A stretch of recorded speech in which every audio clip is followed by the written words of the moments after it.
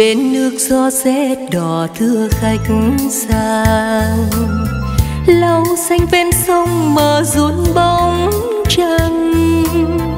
Đêm nay không gian chìm trong giá băng, con đò sang ngang. Nhớ lúc vang bóng người chinh chiến xưa, đã thăm xưa gió mùa thu thổi đưa. Đêm nay đông sang mà tin vẫn chưa đưa về đò xưa, mà đoàn hùng binh âm thầm sông lướt trong sương.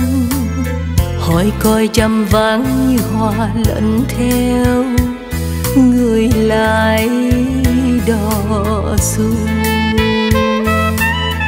Tiếng còi trong sương đêm, tiếng còi trong sương đêm theo gió đưa ôi buồn. Nghe phi phu oán thương, thôi toán quân đi rồi, thôi toán quân đi rồi.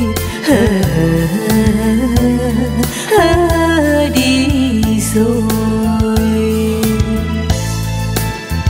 Con ơi lòng mẹ ú ê, thương cho chồng mấy dặm sơn khê.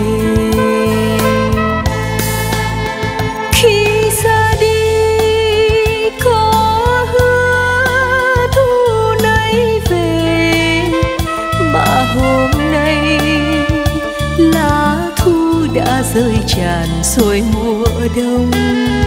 Sáng qua luôn mòn mỏi trong đầu buồn.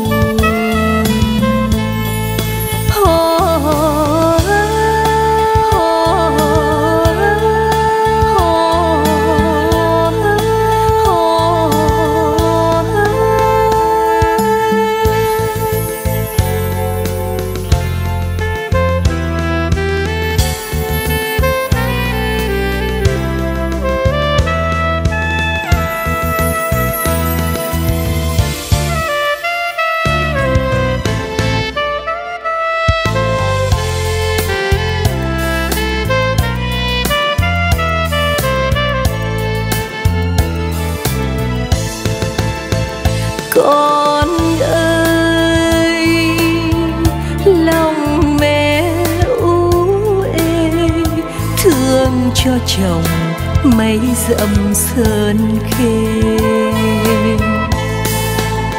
Khi ra đi có hứa thu nay về, mà hôm nay lá thu đã rơi tràn rồi mùa đông. Sáng qua luôn mòn mỏi trong đầu